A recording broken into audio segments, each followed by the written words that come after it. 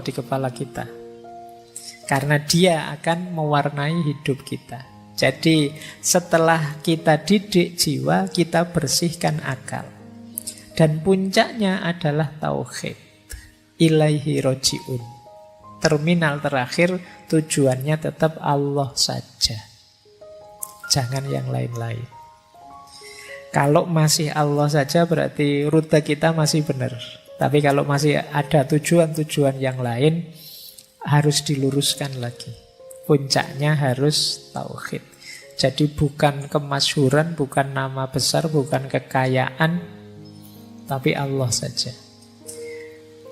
Nah, yang terakhir itu istilah teman-teman pastinya sudah kenal ya. Kalau belum kenal ya sekarang kenal lah paling enggak.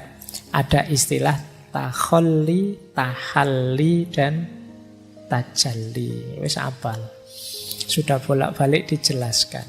Takholli itu membersihkan. Kalau sudah bersih, tahalli diisi dengan yang baik-baik. Kalau jiwa kita terbiasa dengan yang baik-baik, maka dia akan tajalli.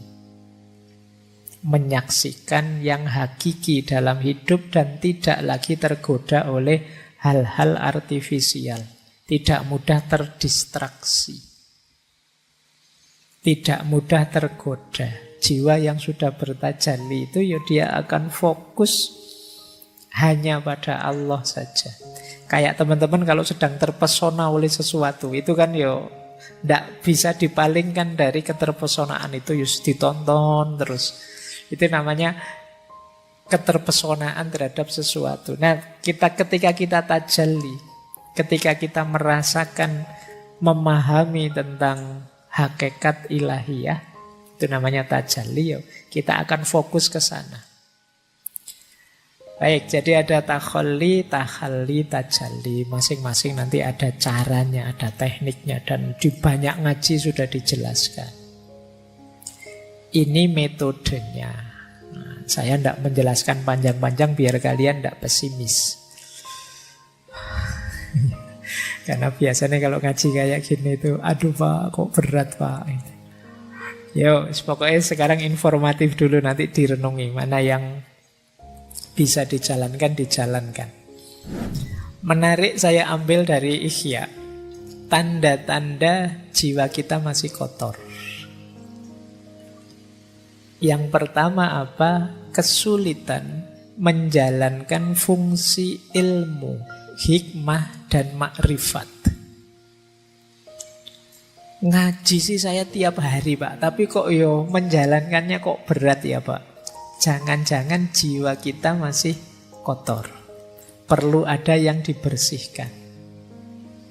Jadi mungkin teman-teman, Pak saya itu ngaji filsafat sudah hampir 400 sesi saya ikuti sejak awal sampai akhir.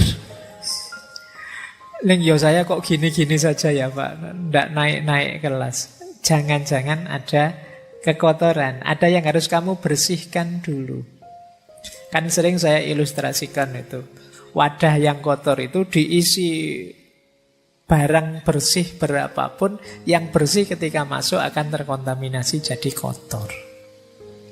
Maka coba dicek. Kok saya merasa ilmu saya tambah tapi kualitas diriku tidak menambah? Jangan-jangan masih ada kotoran-kotoran. Coba dicek. Apakah dosanya itu di anggota tubuh, dosa dan maksiat, ataukah terlalu fokus pada duniawi, lupa Allah dan lain sebagainya. Saatnya introspeksi. Yang kedua, tidak bisa menikmati ibadah.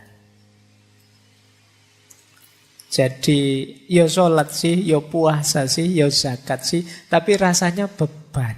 Ini berarti belum bisa menikmati.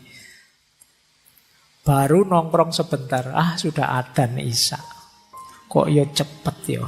Nah itu rasanya beban. Krungu adzan ini rasanya aduh. Akhirnya kan kamu cepet-cepet bikin sholat biar bebas tugas. Nah ini berarti kamu belum bisa menikmati ibadah.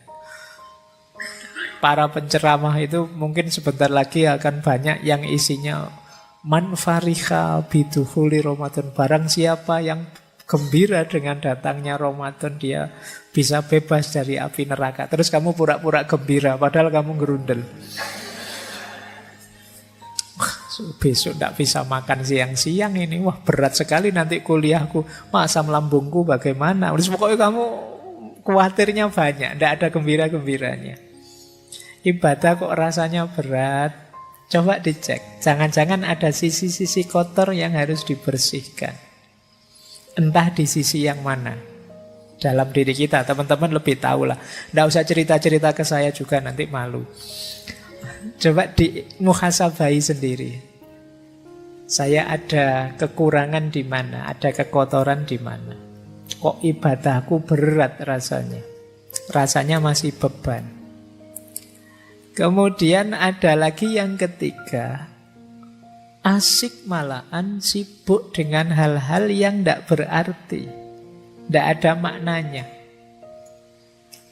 Nah, coba dihitung. Dalam sehari kesibukan kita yang memang urgent, penting, bermakna, bermanfaat berapa persen? Kok lebih 50% aktivitas kita ternyata aktivitas yang sia-sia. Tidak ada gunanya, tidak ada manfaatnya. Jangan-jangan ada banyak kekotoran dalam diri kita. Aku loh Pak, kok asiknya malah main HP. Itu pun ya tidak jelas, cuma scrolling aja sejak tadi. Nah, jangan-jangan ada yang kotor dalam diri kita. Beribadah tidak asik, tapi melakukan hal-hal yang tidak ada maknanya asik. Saya itu Pak, kalau ngobrol sambil ngerokok, nongkrong, itu tidak terasa berjam-jam loh Pak. Asik saja. Tapi kalau sholat, mau pikir sebentar saja kok ya rasanya berat. Subhanallah 33 kali itu rasanya kayak 3 kali. Cowok subhanallah, subhanallah. Sudah 33. Tidak dinikmati sama sekali. Coba dicek. Jangan-jangan ada kekotoran. Nah, ini juga. Ada sesuatu yang kita cintai sangat dalam. Melebihi cinta kita pada Allah. Jangan-jangan masih ada kekotoran dalam diri kita. Kan biasa sebenarnya tiap orang itu punya ambisi, punya keinginan, punya cita-cita. Tapi rumusnya seperti saya bilang tadi, finalnya tetap harus Allah. Jadi Pak Opo tidak boleh mencintai sesama, mencintai yang kita cintai. Cintai saja, tapi jadikan cinta itu bagian dari cinta kita kepada Allah. Karena Allah Sang Maha Cinta. Dia menyukai aktivitas mencintai, maka aku pun mencintai. Jadi kita melakukan aktivitas mencintai itu bagian dari kepatuhan kita kepada Allah. Nah, cuma kok nanti ada yang kita cintai melebihi Allah atau justru membuat kita lupa pada Allah. Saking cintanya dengan HP, dengan main game, dengan nonton TikTok, dengan YouTubean, dengan Spotify-an, porsinya untuk Allah lama-lama habis. Ya tinggal sholat saja. Sholat pun kadang juga tidak sadar hadirnya Allah. Nah itu coba dicek lagi dalam diri kita. Jangan-jangan ada kotoran-kotoran. Yang terakhir berlebihan. Jadi perilaku-perilaku yang berlebihan apa saja. Kan dulu di filsafat akhlak saya singgung bahwa segala yang berlebihan itu jelek. Bahkan baik berlebihan pun jelek. Makanya kalau kamu nembak kan biasanya kalau ditolak jawabannya kan, wah kamu terlalu baik buatku. Jangan dikira terlalu baik itu positif, negatif. Karena segala yang terlalu itu jelek. Makanya kalau kamu dijawab begitu, itu kamu jangan bangga. Wah aku ini sangat terlalu baik, berarti tidak terlalu baik, negatif. Oh dia pinginnya yang pas kok, yang baik, cocok. Nah, kalau terlalu baik ya melampaui sudah. Baik, jadi ketika ada keberlebihan, kemungkinan ada yang kotor. Jadi perilaku yang berlebihan dalam hal apapun. Menghargai orang itu bagus, tapi saking menghargainya sampai memuji-muji, sampai menyembah-nyembah kebablasan jelek. Benci orang itu manusiawi, ada orang kita suka, ada orang kita tidak suka. Tapi kebencian yang berlebihan sampai kita tidak rasional, sampai kita tidak manusiawi, pasti jelek. Nah, ini bahan untuk kita introspeksi, jangan-jangan masih ada yang kotor. Jadi di antara tanda-tanda kotornya jiwa itu kita sulit menjalankan hikmah ilmu yang kita miliki. Kita berat dalam beribadah, tapi asyik dalam hal-hal yang tidak bermakna. Ada yang selain Allah yang kita cintai sedemikian rupa, dan kita suka berlebihan dalam banyak hal. Nah, kalau ada gejala-gejala ini, ya ayo segera muhasabah. Ada sisi kotor apa dalam diriku yang perlu aku bersihkan. Jangan-jangan masih ada sombong, jangan-jangan masih ada iri, jangan-jangan masih ada dengki pada orang, jangan-jangan masih ada rasa benar sendiri, egois dan lain sebagainya. Itu kotoran-kotoran jiwa kita. Nah, ini menarik dalam Ihya itu. Nanti kalian boleh setuju, boleh tidak ya. Ini cuma yang punya pendapat Imam Ghazali. Ini rangkaian dorongan syahwat yang negatif, yang bisa membawa bencana. Syahwat paling dasar itu syahwat perut. Kebutuhan perut. Ya kebutuhan gizi, makan biar tidak stunting. Ya. Jadi kebutuhan syahwat perut ini elementer. Orang itu yang pertama kali dibutuhkan ya syahwat perut ini. Kalau yang perut ini belum terpenuhi, yang syahwat-syahwat yang lainnya biasanya masih belum muncul. Jadi harus beres dulu di yang perut. Kalau perut ini tidak beres, kemudian kalian merambah bidang yang lain, biasanya bidang yang lain itu kamu dedikasikan untuk membereskan urusan perut. Di ekonomimu belum beres, kamu geser ke ranah agama, ya urusan agama kamu jadikan orientasi untuk memenuhi kebutuhan perut. Urusan perutmu belum beres, kamu melakukan aktivitas kebaikan sosial, itu biasanya diam-diam tidak sadar kebaikan sosial itu kamu dedikasikan untuk memenuhi kebutuhan perutmu. Maka syahwat paling dasar itu syahwat perut. Kalau urusan perut beres, kata Imam Ghazali biasanya naik sedikit. Turun ding, naik. Turun sedikit ke bawah perut. Syahwat bawah perut. Nah, ini baru mulai lirak-lirik kiri kanan. Kalau perutnya belum kenyang, masih belum turun ke bawah. Kalau kamu lapar itu peduli amat, ada yang cakep, ada yang itu pinginnya makan. Makanya Rasulullah itu ngasih tips anak-anak muda yang sudah pingin menikah tapi belum mampu, puasalah. Karena kalau perut itu kosong, perut itu lapar, kamu sudah melihat yang cantik-cantik, yang ganteng-ganteng itu sudah nggak nafsu. Pokoknya mikirnya kapan beduk maghrib datang. Nah, tapi kalau perut beres baru mulai sudah nafsunya naik. Jadi nafsu bawah perutnya bangkit. Kalau yang kedua ini juga terpenuhi, biasanya terus naik juga satu level lagi, muncul syahwat tentang harta dan kedudukan. Jadi mulai mikir status, mulai mikir kepemilikan. Aku harus kaya, aku harus berkedudukan. Kalau kemudian terpenuhi syahwat kedudukan dan harta ini, muncul penyakit lanjutannya, riya, sombong, pamer. Kalau riya, sombong, bermegahan, pamer ini muncul, biasanya hadir juga temannya, dengki, memusuhi orang, iri. Karena ada orang lain yang juga seperti itu, punya status yang tinggi juga, punya kedudukan yang tinggi juga, terus kita jadinya iri. Tadinya ingin sombong, bermegahan, kok ya saingannya banyak.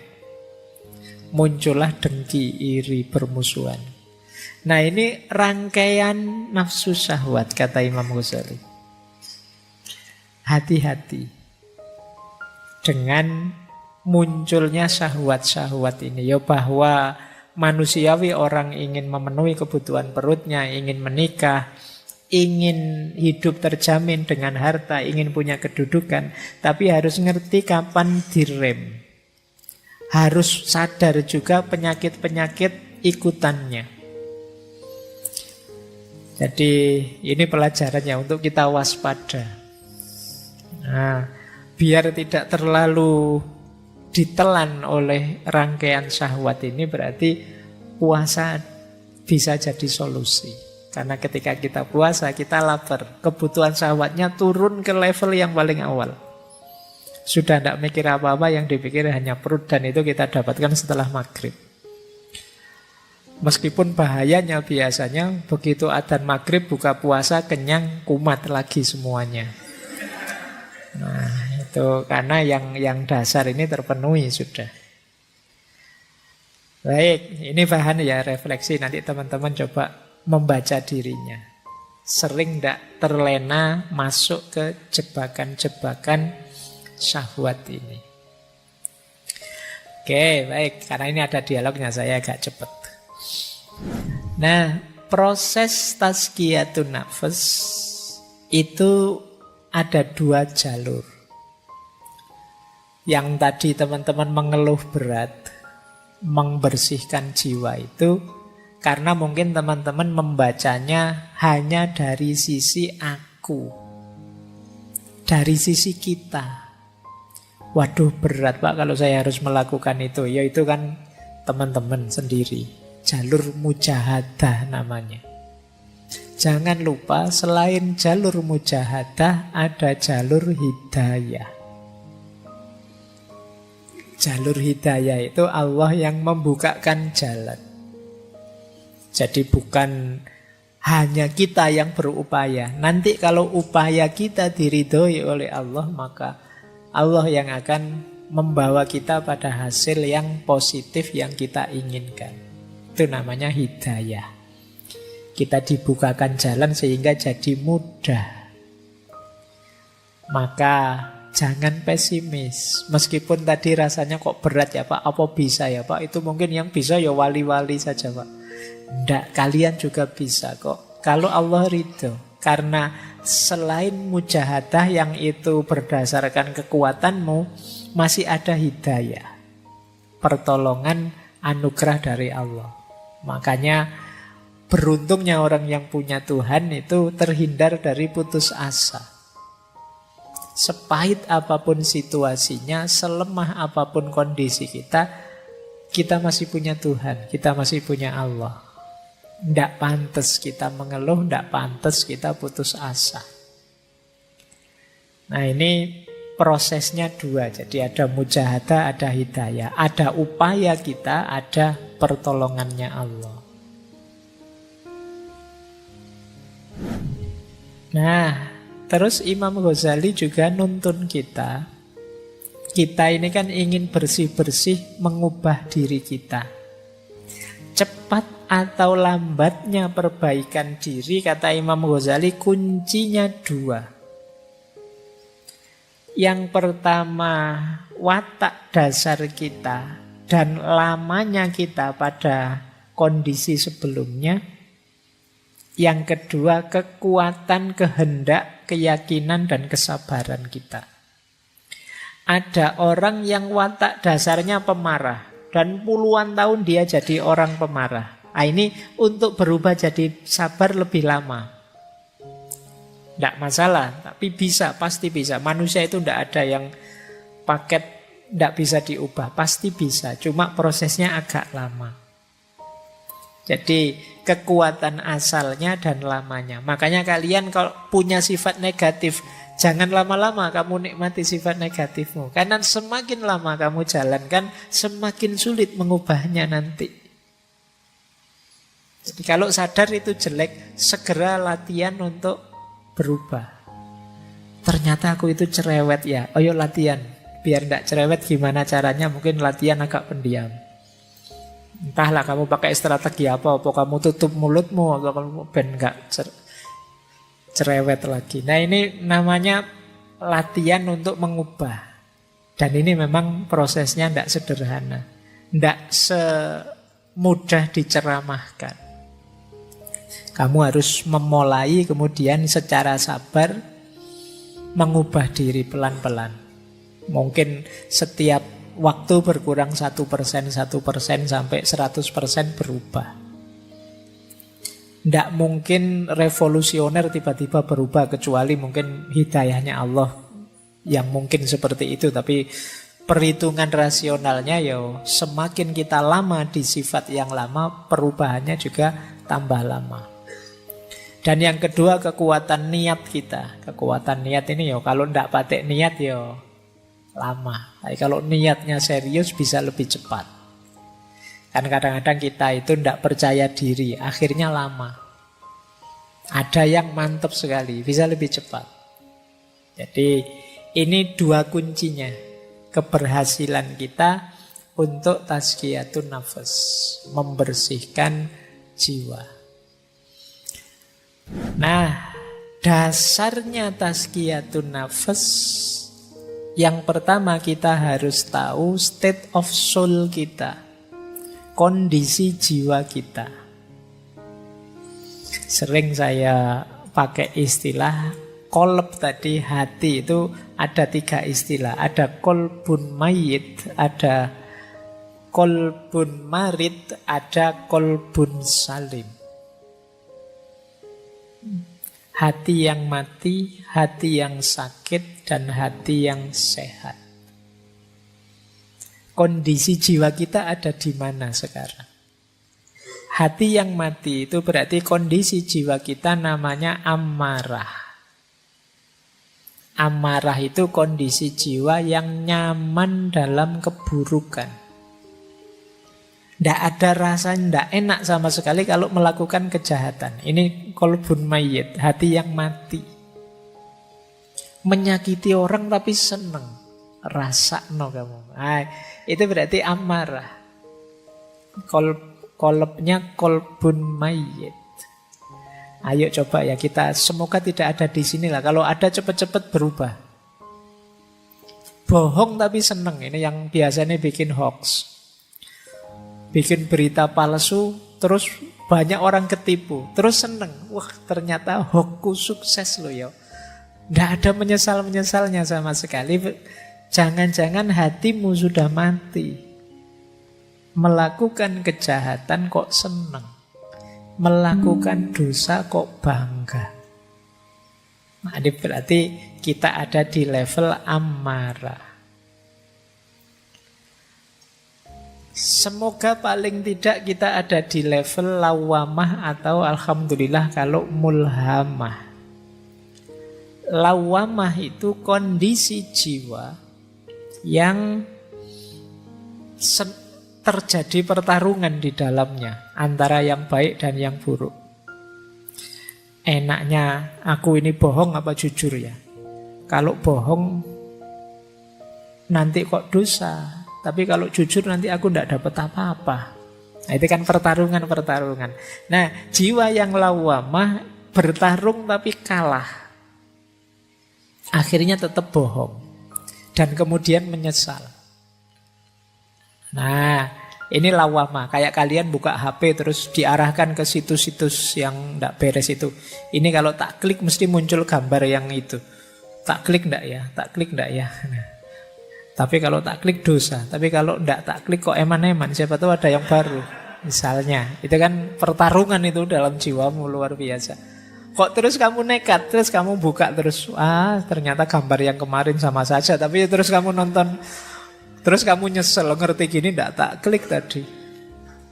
Kamu sering nyesel karena melakukan kesalahan. Jiwamu lawamah. Lebih bagus daripada amarah karena kalau amarah kamu tidak menyesal sama sekali.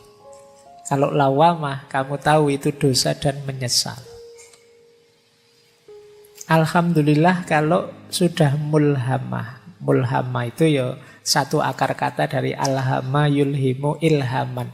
dianugerahi oleh Allah ilham untuk milih kebaikan. Pertarungan ya, terjadi pertarungan, milih yang benar apa yang salah, dan kamu milih yang benar. Ini berarti kondisi jiwa yang mulhamah, lebih positif. Tapi baik lawamah maupun mulhamah namanya kolbun marid. Hati yang masih sakit, masih ada penyakitnya, masih ada kotorannya. Buktinya apa? Masih ada pertarungan dalam jiwamu. Hati yang benar-benar sembuh levelnya adalah mutmainnah. Kalau mutmainnah, tidak ada pertarungan lagi. Otomatis kamu akan milih yang baik. Kok ada tawaran di HP seperti tadi, langsung ditinggal, tidak ingin nyoba-nyoba. Jadi kamu menghindari yang jahat dan nyaman dengan yang baik. Jiwamu jiwa mutmainnah. Ini yang disebut qalbun salim. Nah, sebelum bersih-bersih coba kamu cek. Kalau jiwamu kondisinya amarah, kolbun mayit, perjuanganmu agak berat. Karena kamu harus menghidupkan lagi hatimu. Kamu harus, kalau komputer itu kamu harus mereset terus diinstal ulang. Tidak bisa tiba-tiba ditambahi perbuatan-perbuatan atau cuma di uninstall beberapa softwarenya. Ini mungkin install total, itu harus dibuang semua, isinya diganti yang baru. Dan ini berat. Kalau kamu ada di kolbun marid, hati yang sakit karena masih ada kotoran-kotoran sedikit-sedikit, nah di sini tazkiyatun nafas yang tadi kita sampaikan bisa dipakai tips-tipsnya. Alhamdulillah kalau sudah mutmainnah. Kalau sudah mutmainnah tinggal menjaga istiqomahnya. Nah, jadi dasarnya ini ya, nanti coba dicek. Wah, saya sudah istiqomah Pak. Ya alhamdulillah, meskipun aku tidak percaya. Ya, coba lah kamu cek sendiri nanti. Kalau masih ada kotoran-kotoran, ayo dibersihkan. Baik, saya lanjut lagi. Ini strategi yang disampaikan oleh Imam Ghazali dalam Ihya. Untuk melakukan tazkiyatun nafas, jalannya 3. Yang pertama ilmu dan keyakinan, yang kedua riyadoh, dan yang ketiga mujahadah. Masing-masing ulama nanti punya tips, punya jalan sendiri-sendiri. Kalau ini saya ambil dari Ihya. Yang pertama apa? Ilmu. Tentu saja harus tahu ilmunya. Makanya malam hari ini itu kita konteksnya konteks ilmunya Mas Ian. Kita belajar bagaimana tazkiyatun nafas yang pas, yang cocok, yang benar, yang sesuai. Jangan sampai kita ingin bersih-bersih malah mengotori. Mungkin karena sapunya tidak cocok. Nah, di sini perlunya ilmu. Kalau sudah dapat ilmunya, mantaplah, yakinlah. Kalau masih ragu-ragu, kalau masih belum yakin, ya agak berat. Apa-apa itu kalau setengah-setengah, yakinnya kan tidak maksimal. Jadi kalau sudah dapat ilmunya, yakinlah. Baru kemudian riyadoh. Riyadoh itu makna letternya sebenarnya latihan. Nah, Imam Ghazali mengutip gagasannya, ada banyak yang dikutip. Saya ambil 2, Yahya bin Mu'az Ar-Razi dan Sufi besar Sahal Al-Tustari. Kalau riyadoh versi Syekh Yahya bin Mu'az Ar-Razi, yang dilakukan apa? Menjaga makanan, menahan mata, mengendalikan mulut, dan pemaaf. Jadi menjaga makanan berarti puasa lebih simpel, atau makan jangan berlebihan. Kemudian tidur juga jangan berlebihan, menahan mata. Kemudian mengendalikan mulut dan pemaaf. Jadi kata Syekh Yahya bin Mu'az ini, strategi-strategi ini efektif untuk detok, membersihkan kotoran-kotoran kolbu. Kalau Syekh Sahal mirip saja, mengempiskan perut, menyedikitkan tidur malam, tidak banyak bicara dan menjauh dari manusia. Kenapa harus menjauh dari manusia? Ya karena godaan paling berat itu manusia. Godaan dari makanan saja mungkin tidak terlalu menggoda, tapi begitu ada manusianya yang bareng makanan itu bisa sangat menggoda. Kamu puasa, ada es teh di depanmu sak gelas, itu biasa. Tapi begitu ada orang minum es teh di depanmu, itu kan rasanya beda. Jadi ya agak jauh lah. Manusia itu memang makhluk penggoda yang luar biasa. Jadi kata para sufi, yo, agak menjauh sebentar. Ya mungkin semacam uzlah atau yang agak berat namanya kholwat. Dalam rangka apa? Bersih-bersih dulu. Nanti kalau sudah bersih, terjun sudah tidak mudah terpengaruh lagi. Ini namanya riyadhah. Riyadhah itu latihan. Ya memang kalau latihan itu berat. Tapi kalau tidak dilatih, kita tidak tangguh. Maka ya memang harus siap ada pengorbanan-pengorbanan. Mengorbankan waktu, tenaga, mengorbankan biaya mungkin dan lain sebagainya. Tapi harus mau latihan. Tidak senang-senang saja, tidak bisa. Pak, saya ingin tasfiyatun nafas tapi jalur santai gitu loh Pak. Yang senang-senang yang itu ya. Ya tidak jadi tasfiyatun nafas nanti. Nah kalau riyadhah bisa kita jalankan, harus diimbangi juga dengan mujahadah. Kalau mujahadah itu azam yang kuat, amal baik diperbanyak, sabar dan istiqomah. Niatnya yang kuat, diisi lebih banyak amal baik, kemudian sabar serta istiqomah. Jadi ilmu, keyakinan, riyadhah dan mujahadah. Ini tips untuk tazkiyatun nafas dari kitab Ihya Ulumuddin. Saya lanjutkan. Kalau ini level-levelnya, ini rankingnya. Teman-teman sampai ranking berapa saya tidak tahu. Pembersihan jiwa. Ini dalam tasawuf, ya tentu saja bersih-bersih paling dasar itu bersih dari dosa, maksiat.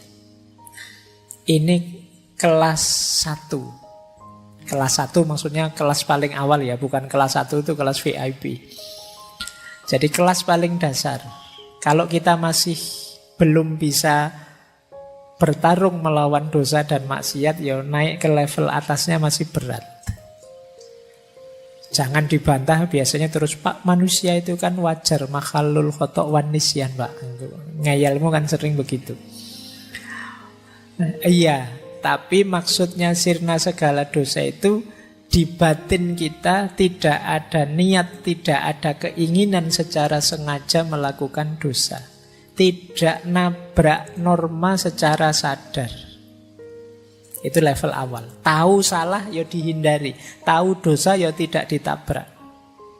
Bahwa kadang-kadang ada khilaf, lupa, tergelincir secara tidak sadar, ini manusiawi, bisa kita ikuti dengan tobat. Tapi tidak secara sengaja melakukannya. Itu level awal tadi yang dimaksud sirna segala dosa. Begitu sadar, saya salah ngomong, kepleset ngomongnya. Sebenarnya tidak pengen mesuh, tapi lihat wajahmu tiba-tiba keluar begitu saja misalnya. Ini kan tidak sadar. Nah ini terus kamu bisa tobat, tidak niat kok tadi. Beda dengan secara sengaja memang pengen mesuh niat. Nah, itu kita harus sirna dari yang ini tadi, yang terakhir, yang sengaja niat pengen menjalankan dosa. Kalau sudah lulus dari level pertama bersih-bersih, bisa naik lebih tinggi. Membersihkan diri dari segala keterikatan selain Allah. Keterikatan itu berarti ketergantungan. Bahwa kita hidup ini memerlukan macam-macam, iya, memerlukan bantuan orang lain, memerlukan dukungan orang lain, pasti kita bukan makhluk superpower. Tapi tidak ada yang kita tergantung. Tidak ada yang kita terikat sedemikian rupa. Terikat itu berarti kalau tidak kamu saya tidak mungkin bisa begini. Ini namanya terikat. Kalau tidak karena pertolonganmu teman, saya tidak bisa sesukses ini. Maka kamu harus nolong aku terus. Ini namanya terikat. Satu-satunya keterikatan yang sah itu ya hanya dengan Allah saja. Maka hal-hal yang di luar Allah jangan sampai menghalangi kita dekat dengan Allah. Jadi level 2 bebas dari segala keterikatan. Kalau ini sukses, naik ke level yang lebih tinggi lagi, yaitu bebas dari keakuan. Biasanya orang itu yang sudah sukses di level 2, itu terus merasa bangga dengan dirinya bahwa aku loh bisa bersih, aku loh bisa sukses melepaskan segala keterikatan. Ini level keakuan. Kita lupa bahwa keberhasilan kita itu hakikatnya anugerahnya Allah, pertolongannya Allah. Nah, maka level 3 apa? Bersih-bersih aku. Kalau kita sukses di level 3, otomatis kita akan sampai ke level 4. Yang tersisa hanya Allah saja. Di level 2 tadi, yang selain aku bersih. Di level 3, bahkan aku pun bersih sekarang.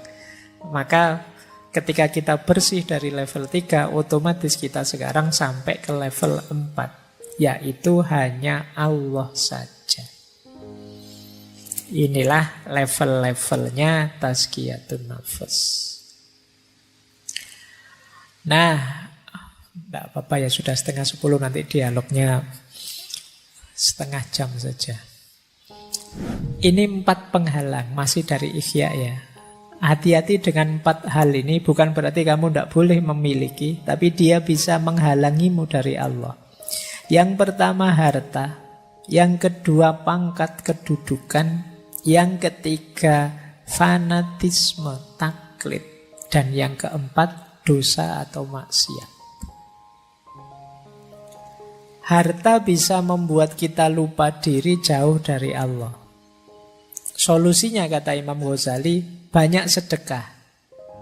Jangan kemaruk. Sisakan yang kita butuhkan saja. Itu mengatasi biar harta tidak jadi penghalang kita dari Allah.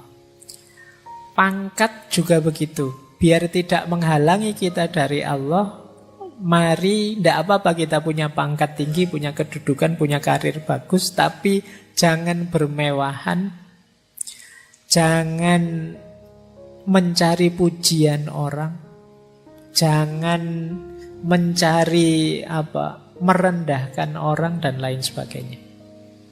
Menganggap orang lain lebih rendah. Ingin terkenal, ingin dipuji, ingin bermewahan. Jadi hartanya sekian ratus M misalnya, karena jadi pegawai pajak misalnya. Tidak salah itu, mungkin ya diperoleh, mungkin jalurnya resmi, cuma itu yang disebut bermewahan. Bermewahan itu mungkin jalurnya legal, tapi akan menghalangi kita dari yang hak, dari Allah. Kenapa? Karena kita sibuk dengan harta. Maka pangkat dan kedudukan harus kita kelola secara positif. Harta juga begitu. Ada lagi yang menghalangi kita dari hak, fanatisme, taklid. Baik pada kelompok, aliran, orang, tokoh atau siapapun. Ini bisa jadi hijab kita untuk dekat kepada Allah. Bisa menggeser orientasi harusnya ke Allah, tapi ke yang kita takliti atau kita fanatiki. Dan yang keempat tentu saja maksiat. Maksiat itu pasti akan jadi hijab kita dari Allah. Baik, masih ada. Ini petunjuk praktis. Nanti teman-teman coba direnungi ya. Ini menarik. Imam Ghazali memberi petunjuk praktis dalam Ihya. Ini saya agak merangkum dari kitab Ihya. Kotorannya apa? Jalan bersih-bersihnya apa? Yang pertama kata Imam Ghazali, kotoran jiwa dalam aspek syahwatnya perut dan bawah perut. Jalan tazkiyatun nafasnya dua. Yang pertama puasa, yang kedua menikah. Nah, jadi kok ujian kalian selalu saja urusannya perut dan bawah perut? Ya, satu di antara dua. Kalau bisa menikah, menikahlah. Kalau enggak, puasalah. Syukur-syukur bisa dua-duanya, ya puasa, ya menikah. Jadi jalan bersih-bersihnya itu. Kalau sudah menikah, itu kan syahwat kemaluan terkendali. Ada jalurnya untuk dilampiaskan secara halal. Syahwat perut bisa dikendalikan lewat puasa. Jadi maka bersih-bersih syahwat perut dan kemaluan bisa lewat puasa, bisa lewat menikah.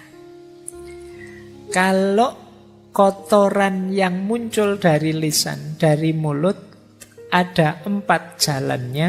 Yang pertama tafakkur, yang kedua zikrullah, yang ketiga muhasabah, muraqabah, mujahadah, agak berat. Yang keempat ingat mati. Padahal ini cuma mulut saja, berarti betapa bahayanya mulut itu. Jalan bersih-bersihnya banyak. Tafakkur itu kita sibukkan pikiran kita dengan Allah dan kekuasaan dan keindahannya. Itu tafakkur. Ketika kita sibuk dengan Allah, mulut kita ya tidak akan ngomong yang aneh-aneh lagi. Atau sudahlah, daripada ngomong yang aneh-aneh, mulut kita secara sengaja kita buat pikir saja, aman sudah. Atau muhasabah, muraqabah, mujahadah. Ini sederhananya adalah kita sadar Allah selalu mengawasi. Ini membuat kita terjaga. Mau maki-maki, diawasi Allah, malu saya. Mau ngomong jelek, malu saya. Ini muraqabah. Bisa untuk obatnya penyakit lisan. Dan yang keempat, ingat mati. Jadi kita sadar bahwa akhir hidup kita pasti maut, mati. Dan kita tidak tahu kapan hadirnya itu. Maka akan lebih mengontrol diri kita. Terus yang ketiga, kalau ada penyakit marah, dengki, iri hati, jalan tazkiyatun nafasnya yang pertama dengan sabar dan syukur, memaafkan dan kasih sayang. Yang ketiga membaca Al-Quran. Sabar dan syukur berarti ini nanti bisa mengatasi dengki dan iri kita pada orang lain. Jadi kita itu kan marah pada orang sampai kemudian kita dengki dan iri padanya karena kita tidak sabar terhadap dia. Kalau kita bisa menghidupkan kesabaran dan kita bisa bersyukur dengan apa yang kita miliki, kita tidak akan iri. Apalagi kita bisa memaafkan dan berkasih sayang dengan orang lain, kita tidak akan marah, dengki dan iri. Kalau masih sulit, ayo sibuk mengaji saja, baca Al-Quran. Biar pikiran kita tidak kotor isinya kemarahan, kedengkian, iri hati. Daripada posting aneh-aneh yang tidak jelas, wis ngaji saja. Daripada buka Twitter, buka Instagram yang bikin telinga panas, mata panas, jempol panas, ayo ngaji lah. Kata Imam Ghazali, baca Al-Quran saja. Yang keempat, cinta dunia. Cinta dunia bisa kita bersihkan dengan ingat mati, taubat, dan zuhud. Semakin kita ingat mati, semakin kita tidak cinta dunia. Semakin kita bertobat, semakin kita tidak cinta dunia. Semakin mental kita terbentuk zuhud, kita tidak akan cinta dunia. Nyambung dengan cinta dunia, cinta harta dan kikir. Tipsnya 2, zakat, infak, sedekah. Yang kedua zuhud. Ini masuk akal karena kalau kita terlalu cinta harta biasanya berat untuk zakat, infak, apalagi sedekah.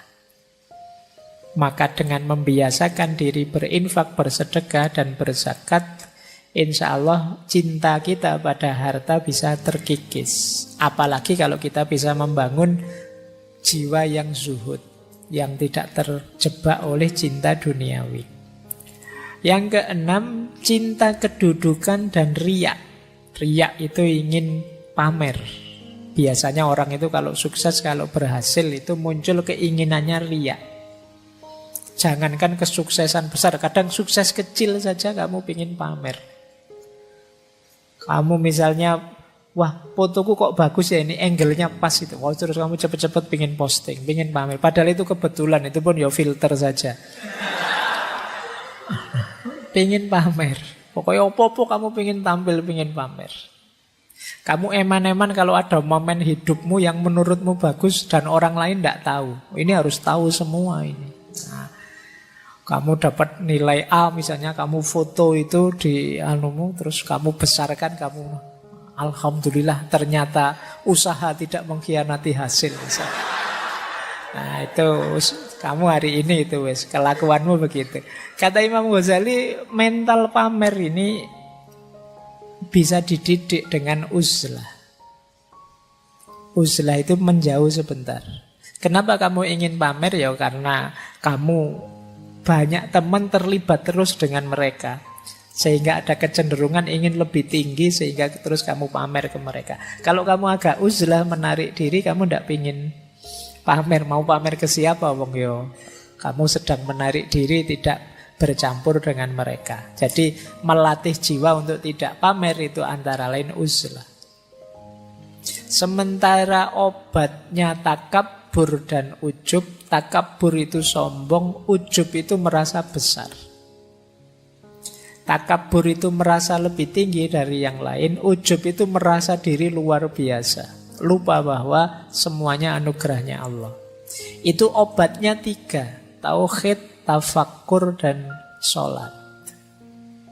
Pak, saya sudah rajin sholat loh Pak, tapi rasanya kok masih sombong Pak. Sholatmu kurang beres. Karena sholat itu harusnya tanha anil fahsya wal mungkar. Baik, ini nanti coba ya teman-teman praktekkan. Kalau ini lebih praktis dari Imam Ghazali. Coba kita punya penyakit jiwa apa, kotoran jiwa apa, kemudian kita coba membersihkannya dengan tips-tips dari Imam Ghazali tadi.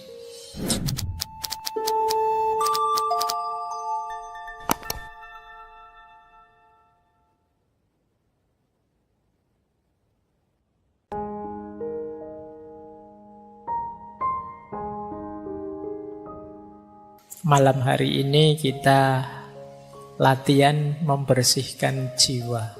Allah menegaskan qad aflaha man zakkaha. Sungguh sangat beruntung orang-orang yang membersihkan hatinya, membersihkan kolbunya. Wa qad khaba man dassaha. Dan sungguh sangat rugi orang yang mengotorinya. Malam hari ini kita belajar apa saja yang mengotori dan bagaimana caranya membersihkan.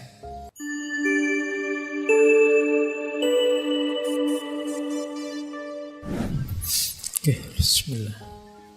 Assalamualaikum warahmatullahi wabarakatuh.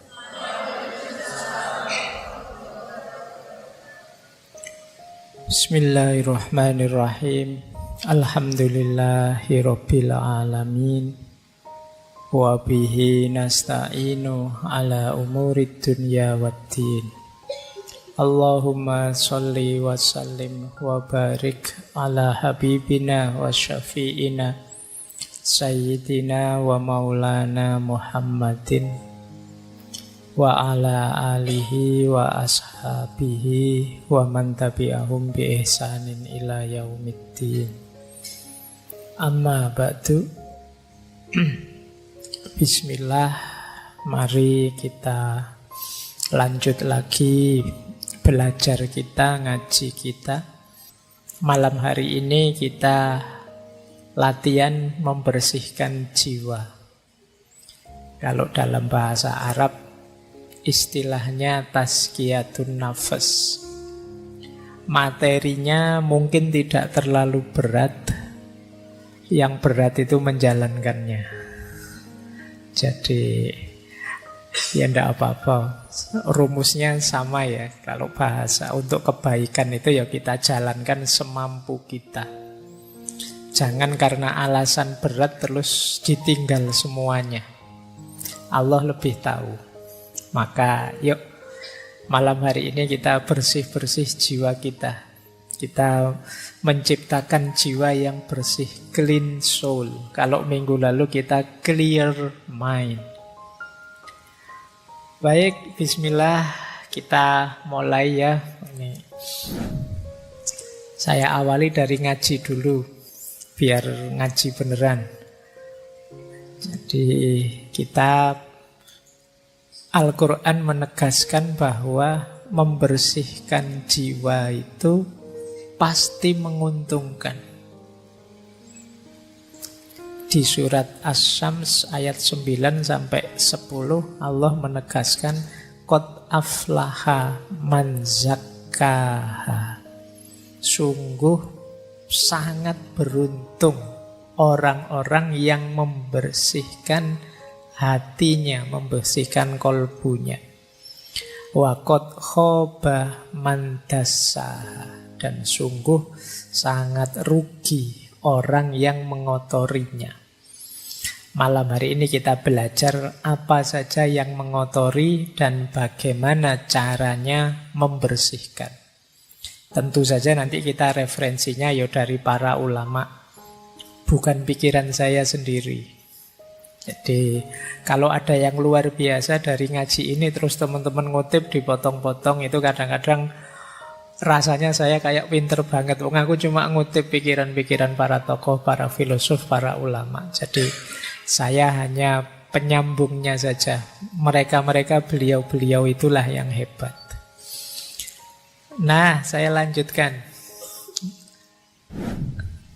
Kalau di surat Al-Jumu'ah ayat 2 dijelaskan bahwa tazkiyatun nafs itu bagian dari misinya Rasulullah. Berarti kalau kita berupaya membersihkan jiwa, itu kita membantu suksesnya misinya Rasulullah.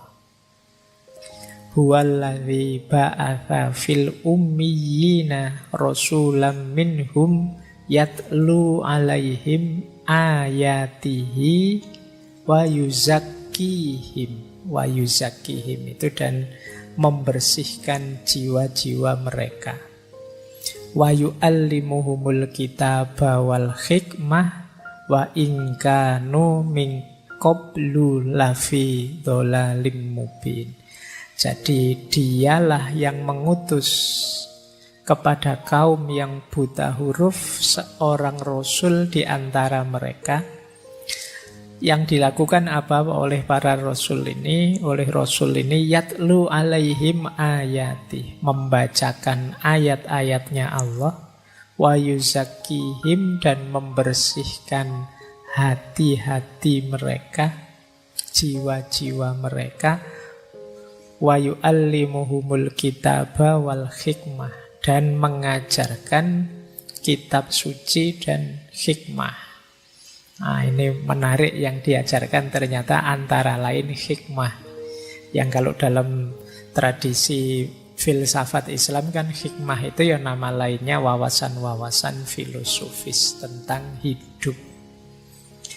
Wa in kanu min qablu lafi dhalalim mubin. Meskipun mereka ini sebelumnya sungguh berada dalam kesesatan yang nyata.